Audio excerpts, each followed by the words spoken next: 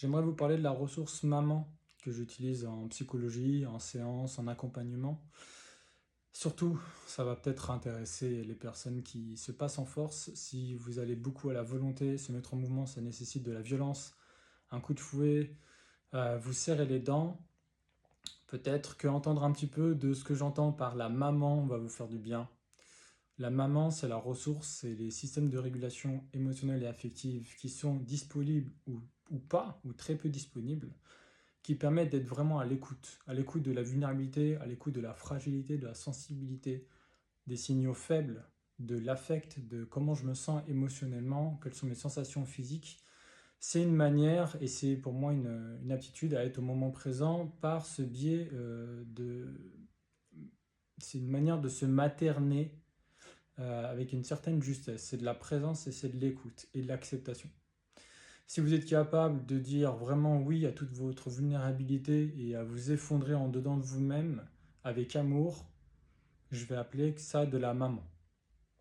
Et je trouve ça très important aujourd'hui de distinguer là où il y a de la maman et là où il n'y a pas de maman, pour moins se voiler la face et plus ou moins au clair avec où on en est, qu'est-ce qu'on souhaite, qu'est-ce qu'on peut, qu'est-ce qu'on ne peut pas, pour cesser les violences psychiques qui tournent souvent en boucle.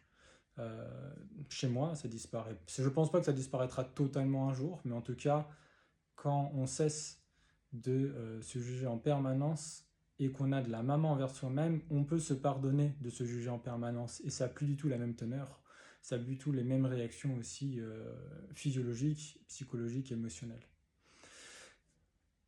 Je vais utiliser aussi le terme d'un point de vue pédagogique, la bonne maman et la mauvaise maman.